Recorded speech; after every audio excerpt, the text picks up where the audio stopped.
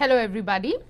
Today I'll be venturing into a whole new inflammatory dermatosis topic. We have talked about spongiotic diseases, psoriasiform diseases, and I'm going to be starting today with interface diseases, and we are going to be starting with lichenoid category of interface dermatoses. What does really an interface dermatitis mean? Interface dermatitis, is a broad group of diseases which you encounter in dermatology, in which, essentially the basal level or the basal layer of the epidermis is attacked, which results in its destruction, and that is manifested in the form of epidermal necrosis. So you see dead cells in the epidermis, referred to as necrotic keratinocytes. So in basic simple derm path terminology, interface group of diseases are characterized by vascular alteration. So there is hydropic degeneration, destruction of the basal cell layer, with which subsequent destruction of the epidermis, and that we see in the form of necrotic or dead cells in the epidermis.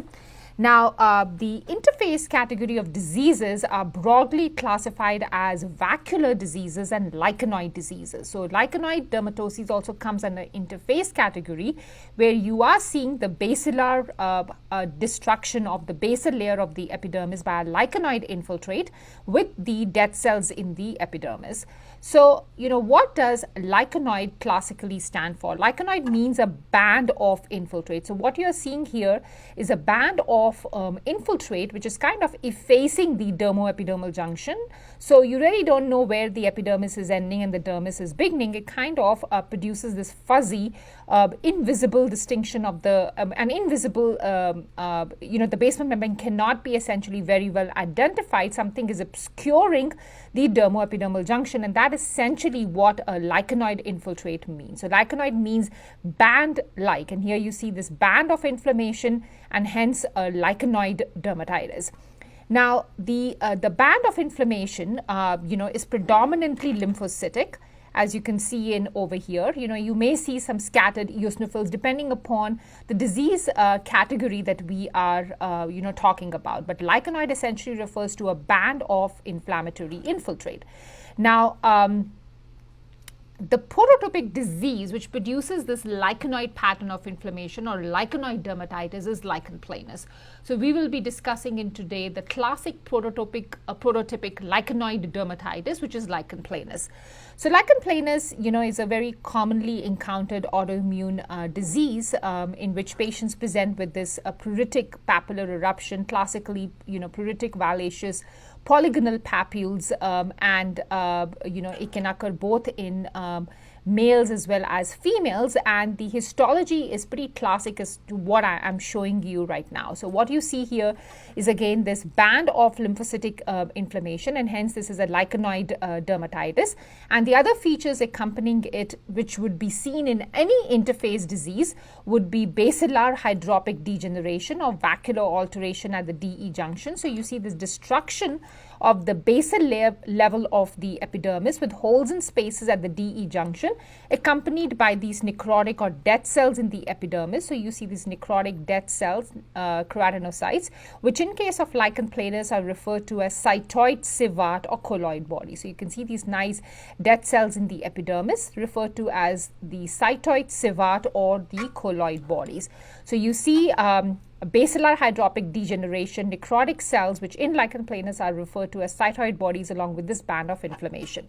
Notice another feature, you see irregular epidermal acanthosis. So you can see that the epidermis is thick.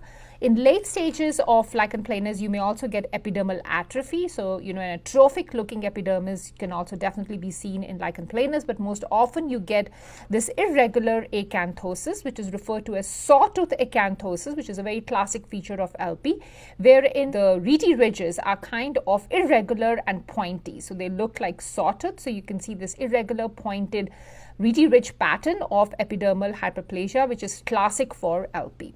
In fact, over a period of time, this lichenoid inflammation may subside down, but you often see this kind of irregular, jaggedy, sawtooth pattern of the rete ridges, which is very classic for lichen planus.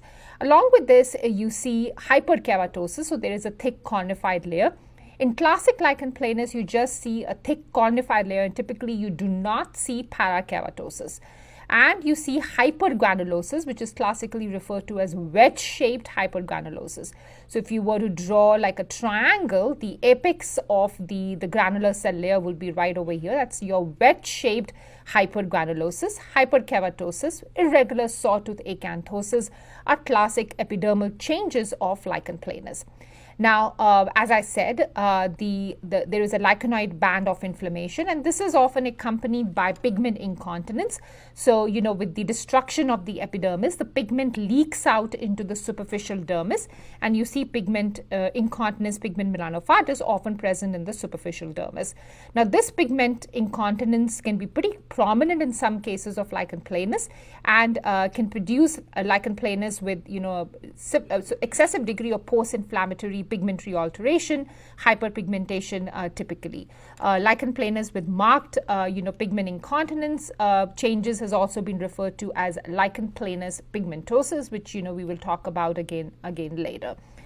Typically in lichen planus, the infiltrate is band-like. You may see some superficial perivascular inflammation, and you typically do not see a deeper infiltrate. So, band-like with some degree of superficial perivascular inflammation, which is purely lymphocytic, a classic for lichen planus.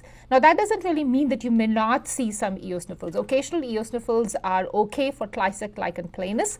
One of the closest differential diagnosis of lichen planus would be lichenoid drug eruption. That sometimes can be challenging to distinguish from classic LP, but we often rely on some other features aberrant from classic LP to make the diagnosis. So in my next class, we will be talking about lichenoid drug reactions and how to differentiate them from classic LP. But in summary, the prototypic lichenoid dermatosis is lichen planus and is characterized by this band-like lichenoid infiltrate along with other changes which are common for all interface diseases, which is your basilar vacuolar alteration, the holes and spaces at the DE junction, the necrotic dead cells, which in lichen planus are referred to as cytoid, sevar, or colloid bodies, and you can see them nicely present in over here.